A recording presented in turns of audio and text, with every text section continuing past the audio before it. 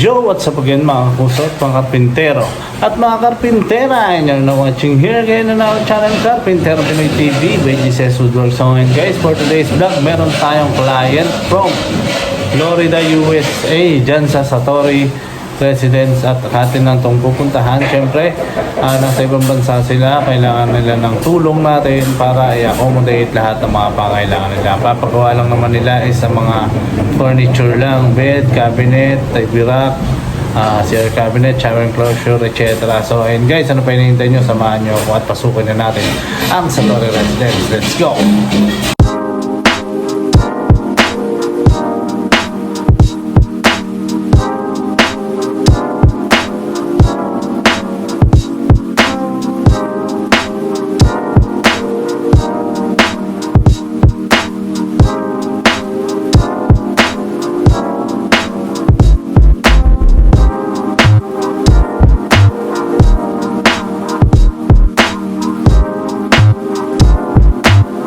So ayun guys, napuntahan na natin yung unit niya at nakausap na rin natin ang ating client from Florida, USA. At ayun nga, malinaw, mga cabinet, beds, and TV rack, and also CR cabinet lang naman ang kanyang ipagagawa, and also box plus and shower enclosure. So ayun guys, proceed na tayo sa design. Gawin na natin to bago gawin pa ng iba. Let's go!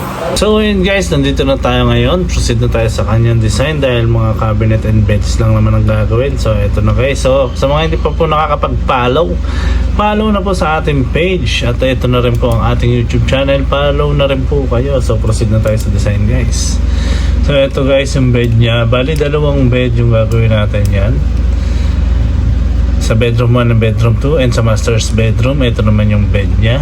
And sa kanyang closet, ito naman mag cabinet. Ayan yung loob niya. Ayan. And sa bedroom 1 closet, and bedroom 2 same. Ito rin yung kanyang closet dyan sa kabila. And ito yung table niya. And sa kabila, ito naman po yung kanyang table. So baliktaran lang siya. Then yung kanyang TV rack guys, ito. Ayan yung kanyang TV rack. And ang kanyang lavatory cabinet sa common area ng CR. Ayan. And ito naman yung sa kanya master's bedroom CR. So ano pinintay nyo guys? Let's go!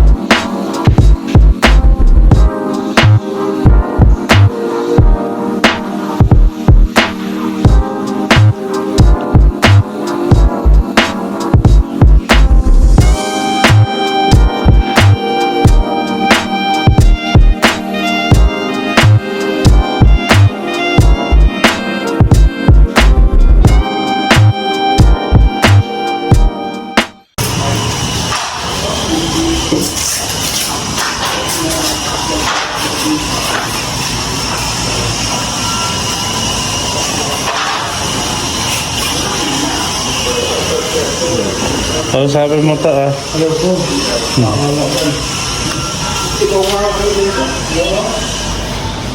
Yeah, it's clean now. Yeah. We clean it along. Yeah, I walk around because walk around barefoot, and my feet wasn't dirty, so I get up and mop them. I have my slippers now, but I walk around barefoot. As long as I just keep it mopped. Yeah.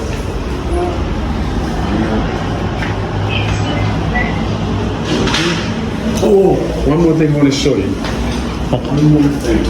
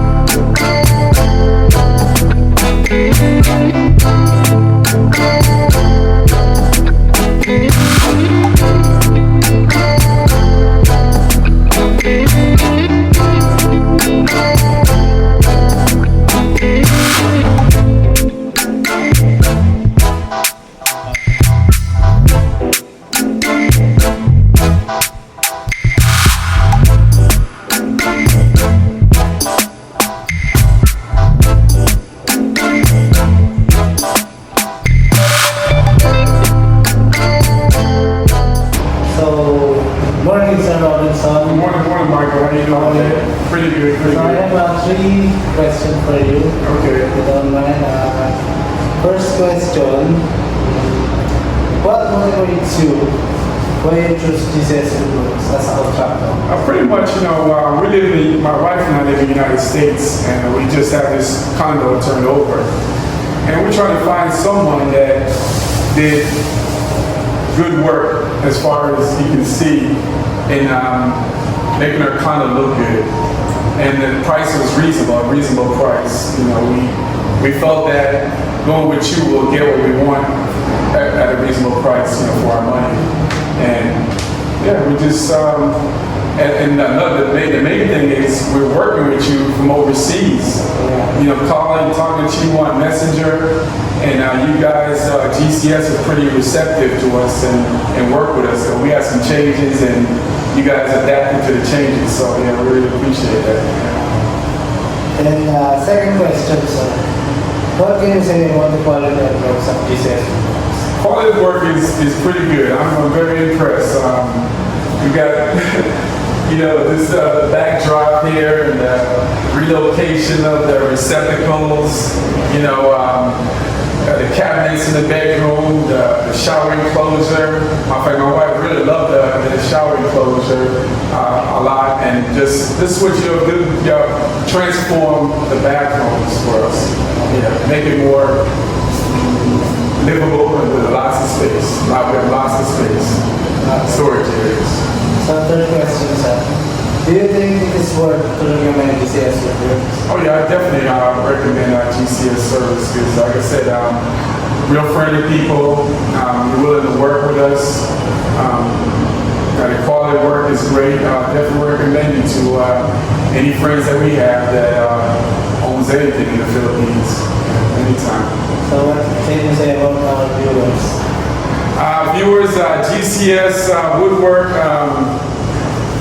they are top of the line carpenters, builders. Everything you see, they hand built from scratch. So I recommend them to anyone. Definitely use their service. So you're happy, sir? I'm very happy with their work. Yeah, thank you, appreciate it.